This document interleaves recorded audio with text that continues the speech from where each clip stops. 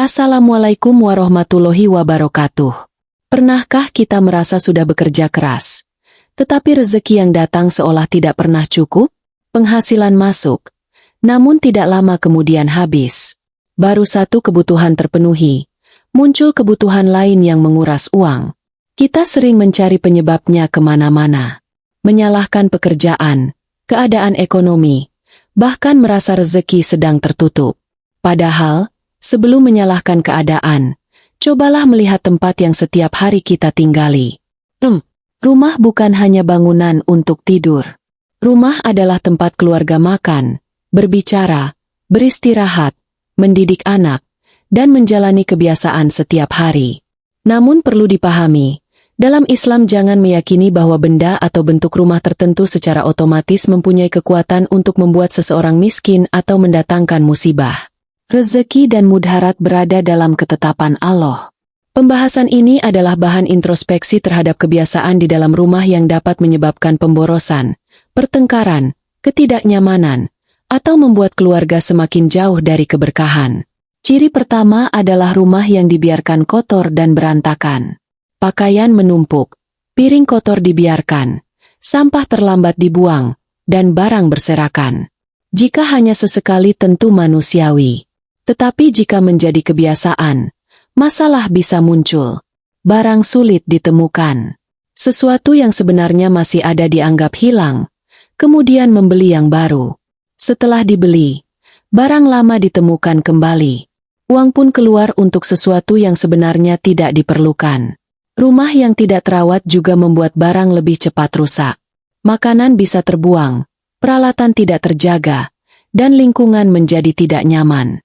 Jadi, bukan karena kotoran memiliki kekuatan untuk menutup rezeki, tetapi kebiasaan buruk dapat menimbulkan kerugian. Mulailah dari hal sederhana. Rapikan tempat tidur, buang sampah, cuci piring, dan kembalikan barang ke tempatnya. Ciri kedua adalah rumah yang terlalu penuh dengan barang tidak berguna. Ada barang rusak yang bertahun-tahun disimpan. Kardus kosong menumpuk. Pakaian lama memenuhi lemari. Peralatan yang tidak pernah digunakan memenuhi sudut rumah.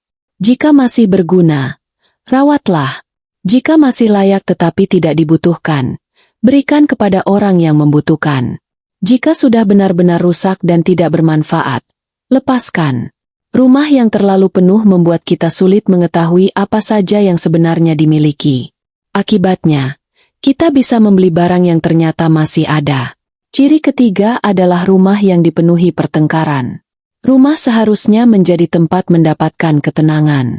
Tetapi jika setiap hari terdengar bentakan, suami dan istri saling menyalahkan, anak dimarahi, dan masalah kecil menjadi pertengkaran besar, suasana rumah akan terasa berat. Karena itu, jagalah ucapan. Ketika marah, jangan langsung berbicara. Tenangkan diri terlebih dahulu. Jangan menggunakan kelemahan pasangan sebagai bahan untuk merendahkan. Jangan menjadikan anak sebagai tempat melampiaskan emosi. Satu perkataan mungkin hanya keluar beberapa detik, tetapi luka yang ditimbulkan bisa bertahan bertahun-tahun. Rumah tangga bukan pertandingan untuk menentukan siapa yang menang. Yang harus dicari adalah jalan agar keluarga tetap saling menghormati. Ciri keempat adalah rumah yang membuat penghuninya semakin malas. Bangun terlalu siang, pekerjaan selalu ditunda, rumah tidak dirapikan, waktu habis untuk hiburan, dan tidak ada usaha memperbaiki kehidupan. Kemudian ketika uang terasa kurang, kita mengatakan rezeki sedang seret. Padahal kesempatan untuk berusaha mungkin banyak terbuang. Rezeki memang telah diatur oleh Allah, tetapi manusia tetap harus berusaha. Tawakal bukan berarti duduk diam menunggu sesuatu datang. Mulailah dari hal kecil. Bangun lebih pagi. Selesaikan pekerjaan. Rapikan rumah. Atur pengeluaran. Kurangi kegiatan yang tidak bermanfaat. Gunakan waktu untuk sesuatu yang dapat memperbaiki kehidupan. Rumah seharusnya menjadi tempat mengumpulkan tenaga untuk kembali berusaha, bukan tempat yang membuat kita kehilangan semangat. Namun masih ada kebiasaan lain yang perlu diperhatikan. Ada rumah yang bersih tetapi penghuninya boros. Ada rumah yang mewah tetapi penuh utang. Ada rumah yang penuh barang tetapi tidak memiliki rasa syukur. Dan ada rumah sederhana yang penghuninya saling menghormati. Karena itu, jangan hanya melihat bentuk rumah. Perhatikan juga kebiasaan orang-orang yang tinggal di dalamnya. Sebab terkadang masalah yang membuat kehidupan terasa berat bukan berasal dari sesuatu yang besar, tetapi dari kebiasaan kecil yang terus dilakukan setiap hari. Salah satu kebiasaan yang sering dianggap sepele adalah membiarkan makanan terbuang. Di dalam rumah, makanan terkadang dibeli terlalu banyak. Karena tidak segera dimakan, akhirnya basi dan masuk tempat sampah. Padahal uang sudah dikeluarkan untuk membelinya. Jika kejadian seperti ini terus berulang, pengeluaran akan semakin besar tanpa kita sadari. Karena itu, belilah makanan sesuai kebutuhan. Ambil secukupnya ketika makan dan jangan membiasakan diri menyisakan makanan tanpa alasan. Makanan adalah nikmat dari Allah. Menjaganya dengan baik merupakan bentuk rasa syukur. Ciri berikutnya adalah dapur yang tidak terawat. Dapur adalah tempat keluarga menyiapkan makanan, tetapi sering menjadi bagian rumah yang paling cepat kotor. Piring menumpuk, minyak menempel, sisa makanan dibiarkan, dan bahan makanan tidak disimpan dengan baik. Jika keadaan ini menjadi kebiasaan, bukan hanya rumah yang terasa tidak nyaman, pengeluaran juga bisa bertambah karena bahan makanan yang rusak harus dibeli kembali. Maka biasakan membersihkan dapur setelah digunakan. Periksa bahan makanan sebelum membeli yang baru. Jangan sampai kulkas penuh dengan makanan yang akhirnya tidak pernah dimakan. Ciri lainnya adalah rumah yang dipenuhi barang mahal hanya untuk mengejar gengsi. Ada orang yang sebenarnya belum mampu, tetapi memaksakan diri membeli sesuatu agar terlihat berhasil. Telepon harus terbaru. Kendaraan harus terlihat mahal. Perabot rumah harus mengikuti tren. Bahkan untuk hal-hal kecil, selalu ingin terlihat lebih tinggi daripada orang lain. Masalahnya, gengsi tidak pernah memiliki batas. Ketika satu barang sudah dimiliki, muncul keinginan membeli barang berikutnya. Akhirnya penghasilan habis hanya untuk mempertahankan penampilan. Lebih berbahaya lagi jika semua itu dibayar dengan utang. Utang untuk kebutuhan penting memang memiliki kondisi yang berbeda. Tetapi utang karena ingin terlihat kaya dapat menjadi beban yang panjang. Rumah akhirnya bukan tempat menikmati ketenangan, melainkan tempat memikirkan cicilan. Setiap mendapatkan penghasilan, sebagian besar langsung habis untuk membayar sesuatu yang sebenarnya tidak mendesak. Karena itu, jangan membangun kehidupan hanya demi mendapatkan penilaian manusia. Tidak perlu terlihat kaya jika kemampuan kita belum sampai di sana. Hidup sederhana tetapi tenang jauh lebih baik daripada terlihat mewah tetapi setiap bulan merasa tertekan. Ciri berikutnya adalah rumah yang dipenuhi rasa iri dan kebiasaan membandingkan.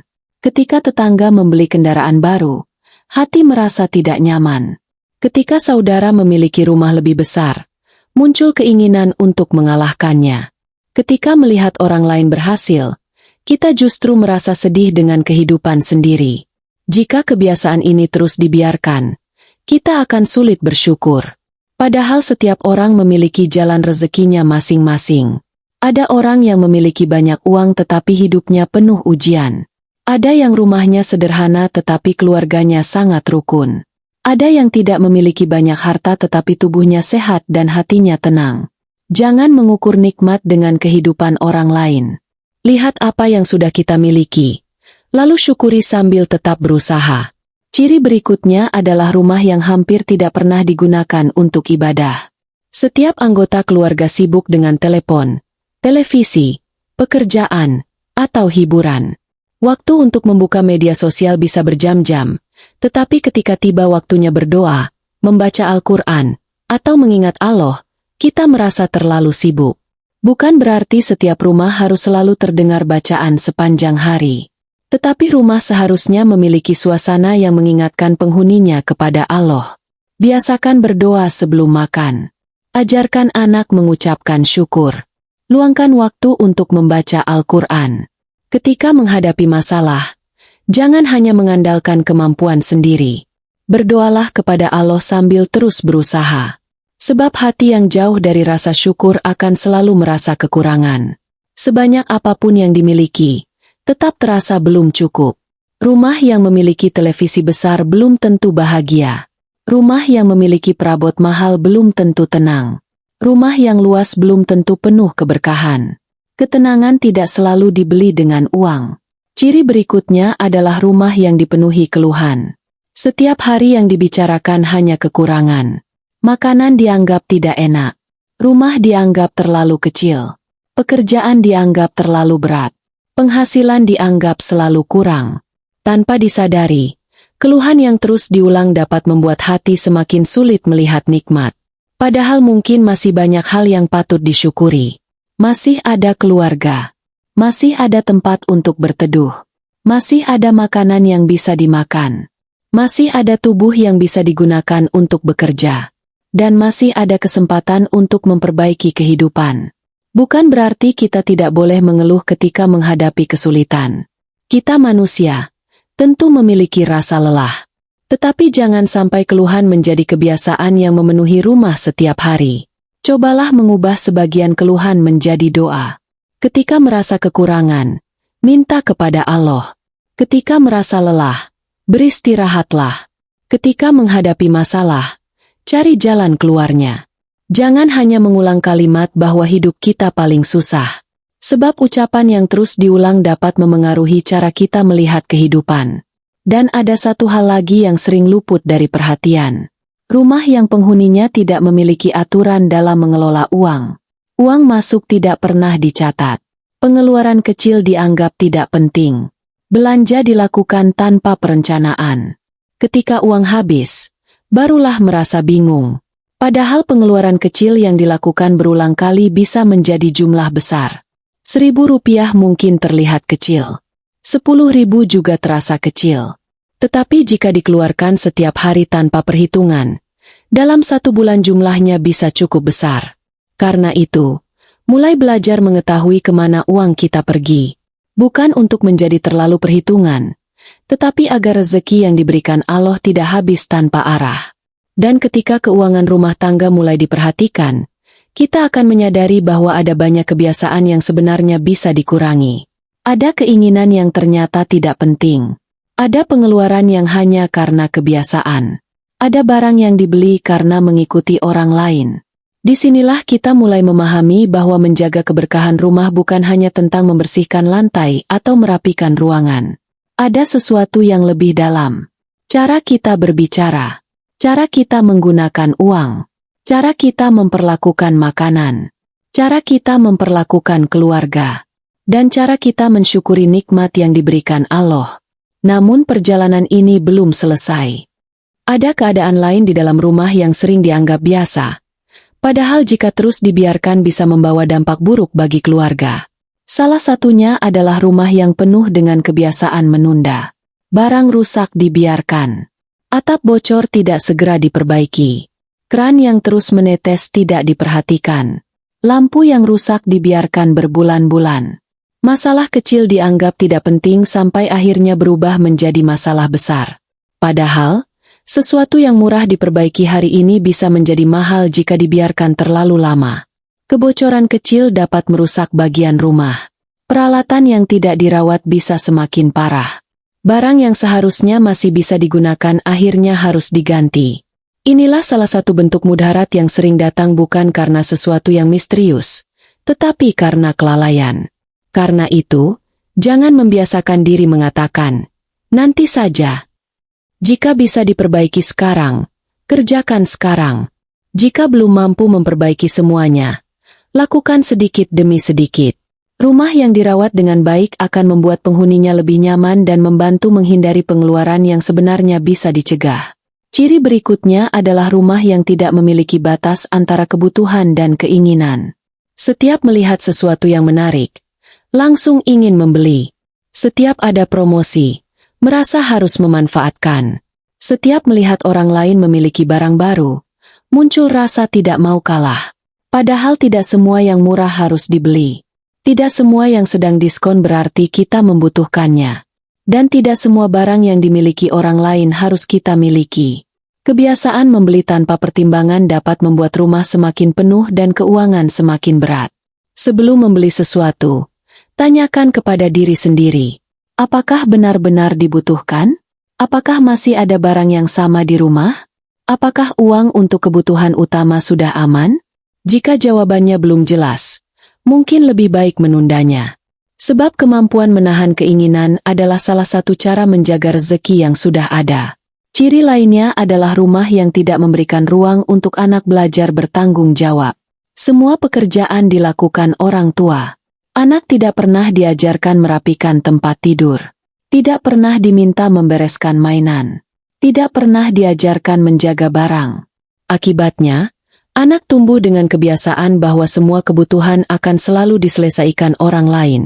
Padahal rumah adalah tempat pertama seorang anak belajar tentang kehidupan. Ajarkan anak untuk menjaga kebersihan. Ajarkan untuk menghargai makanan. Ajarkan untuk tidak boros. Ajarkan untuk merawat barang. Dan yang paling penting, ajarkan untuk bersyukur. Anak yang terbiasa bersyukur akan lebih mudah memahami bahwa tidak semua keinginan harus dipenuhi. Ciri berikutnya adalah rumah yang tidak memiliki waktu untuk berbicara dari hati ke hati. Suami sibuk, istri sibuk, anak sibuk dengan dunianya sendiri. Semua tinggal dalam satu rumah, tetapi jarang benar-benar berbicara. Ketika ada masalah, baru semua orang saling menyalahkan. Padahal banyak masalah rumah tangga sebenarnya bisa dicegah jika komunikasi dilakukan sejak awal. Tanyakan kepada pasangan, bagaimana harimu? Tanyakan kepada anak, apakah ada sesuatu yang membuatmu sedih? Dengarkan tanpa langsung menghakimi. Kadang seseorang tidak membutuhkan solusi panjang. Ia hanya membutuhkan seseorang yang mau mendengarkan. Rumah yang memiliki komunikasi baik akan lebih mudah menghadapi masalah. Ciri berikutnya adalah rumah yang sering digunakan untuk membicarakan keburukan orang lain. Ketika berkumpul, pembicaraan hanya berisi gosip, membicarakan tetangga, menghakimi keluarga orang lain, atau membuka aib seseorang. Awalnya mungkin terasa seperti percakapan biasa. Tetapi kebiasaan membicarakan keburukan orang lain dapat membuat hati terbiasa dengan hal yang tidak baik. Lebih baik isi waktu dengan pembicaraan yang bermanfaat. Bicarakan rencana keluarga. Bicarakan pendidikan anak. Bicarakan pekerjaan. Bicarakan bagaimana mengatur keuangan. Atau sekadar saling menguatkan ketika ada anggota keluarga yang sedang menghadapi kesulitan. Ciri lainnya adalah rumah yang penuh dengan kebiasaan menyimpan dendam. Ada suami yang masih mengingat kesalahan istrinya bertahun-tahun lalu. Ada istri yang terus mengungkit kesalahan suami setiap kali bertengkar. Ada orang tua yang sulit memaafkan anak. Akibatnya, masalah lama terus dibawa ke dalam masalah baru. Jika setiap pertengkaran selalu membuka kesalahan masa lalu, hubungan akan semakin berat. Belajarlah menyelesaikan masalah satu persatu. Jika seseorang sudah meminta maaf dan berusaha berubah, berikan kesempatan. Memaafkan bukan berarti membenarkan kesalahan. Memaafkan berarti tidak membiarkan luka lama terus menguasai kehidupan. Dan ada satu hal penting yang tidak boleh dilupakan. Jangan sampai kita terlalu sibuk mencari ciri rumah yang katanya membawa kesialan, sampai lupa memperbaiki perilaku sendiri. Jangan takut kepada benda. Jangan percaya bahwa sebuah ruangan otomatis membawa kemiskinan. Jangan menganggap arah rumah sebagai penyebab pasti datangnya musibah. Sebagai seorang muslim, kita harus berhati-hati dalam mempercayai sesuatu yang tidak memiliki dasar. Yang harus kita perbaiki adalah hal-hal yang jelas. Kebersihan, keuangan, hubungan keluarga, cara berbicara, cara menggunakan nikmat, dan hubungan kita dengan Allah. Jika selama ini rumah dipenuhi kemarahan, mulailah dengan memaafkan. Jika rumah penuh barang, mulailah merapikan. Jika keuangan berantakan, mulailah mencatat. Jika ibadah mulai ditinggalkan, mulailah kembali mendekat kepada Allah. Jangan menunggu semuanya sempurna. Perubahan besar sering dimulai dari satu kebiasaan kecil yang dilakukan terus-menerus. Dan ketika kebiasaan baik mulai tumbuh, suasana rumah pun perlahan berubah. Rumah yang dahulu penuh suara marah mulai dipenuhi percakapan yang lebih lembut. Rumah yang dahulu berantakan mulai tertata. Pengeluaran yang dahulu tidak terkendali mulai diperhatikan. Dan keluarga yang dahulu sibuk sendiri-sendiri mulai kembali duduk bersama. Tetapi masih ada satu bagian penting yang harus kita pahami. Sebab memperbaiki rumah bukan hanya tentang apa yang terlihat oleh mata. Ada sesuatu yang lebih dalam, yaitu bagaimana kita menjaga hati, menjaga keluarga, dan menjaga setiap rezeki yang telah dipercayakan Allah kepada kita. Pada akhirnya, kita perlu memahami bahwa rumah tidak akan menjadi sumber kesialan hanya karena bentuknya, warna catnya, posisi barangnya, atau keadaan tertentu yang dipercaya sebagian orang. Jangan sampai kita takut kepada rumah sendiri. Jangan sampai kita percaya bahwa benda tertentu pasti mendatangkan kemiskinan. Sebagai seorang Muslim, kita harus yakin bahwa segala sesuatu terjadi atas kehendak Allah. Rezeki tidak ditentukan oleh benda, dan mudharat tidak terjadi tanpa izinnya. Namun, rumah tetap memiliki peran besar dalam kehidupan kita. Bukan karena rumah mempunyai kekuatan gaib, tetapi karena kebiasaan yang dilakukan di dalamnya dapat memengaruhi kehidupan seluruh keluarga. Rumah yang kotor dapat membuat kehidupan tidak nyaman. Rumah yang penuh pemborosan dapat membuat keuangan semakin berat. Rumah yang dipenuhi pertengkaran dapat membuat hati tidak tenang. Rumah yang jauh dari ibadah dapat membuat keluarga lupa kepada tujuan hidup. Dan rumah yang dipenuhi kemalasan dapat membuat kesempatan berlalu begitu saja. Karena itu, jika selama ini kita merasa rezeki selalu habis, jangan langsung mencari penyebab yang aneh-aneh. Periksa pengeluaran. Periksa kebiasaan belanja. Periksa barang-barang di rumah. Periksa cara kita memperlakukan makanan. Periksa hubungan dengan pasangan. Periksa cara kita berbicara kepada anak. Dan yang tidak kalah penting, periksa hubungan kita dengan Allah. Mungkin selama ini kita terlalu banyak meminta, tetapi terlalu sedikit bersyukur. Mungkin kita terlalu sibuk mengejar kehidupan orang lain, sampai lupa menikmati nikmat yang sudah ada. Mungkin kita ingin memiliki rumah besar, tetapi belum mampu menjaga rumah kecil yang sekarang diberikan kepada kita. Mungkin kita ingin memiliki banyak uang, tetapi belum mampu mengatur uang yang sedikit. Maka jangan menunggu kaya untuk belajar bersyukur. Jangan menunggu memiliki rumah besar untuk belajar menjaga kebersihan. Jangan menunggu memiliki banyak harta untuk belajar berbagi. Dan jangan menunggu kehidupan sempurna untuk mulai mendekat kepada Allah. Mulailah dari rumah yang kita tempati hari ini. Bersihkan rumah dengan niat menjaga amanah. Rapikan barang yang berantakan. Buang sesuatu yang benar-benar tidak berguna. Jaga makanan agar tidak terbuang. Kurangi pembelian yang hanya mengikuti keinginan. Atur pengeluaran keluarga. Ajarkan anak untuk menghargai apa yang dimiliki. Dan ciptakan suasana rumah yang penuh kasih sayang. Jika ada pertengkaran, selesaikan dengan baik. Jika ada kesalahan, belajar meminta maaf. Jika ada anggota keluarga yang sedang kesulitan, jangan ditambah dengan hinaan. Jadilah tempat pulang yang membuat keluarga merasa aman. Sebab terkadang seseorang bisa menghadapi kerasnya dunia di luar karena mengetahui bahwa ketika pulang, masih ada keluarga yang menyambut dengan kasih sayang. Hidup memang tidak selalu mudah. Akan ada masa ketika penghasilan berkurang. Akan ada masa ketika kebutuhan meningkat. Akan ada masa ketika usaha belum menghasilkan. Tetapi jangan biarkan kesulitan ekonomi menghancurkan hubungan keluarga. Ketika uang sedikit, justru saat itulah keluarga harus semakin kompak.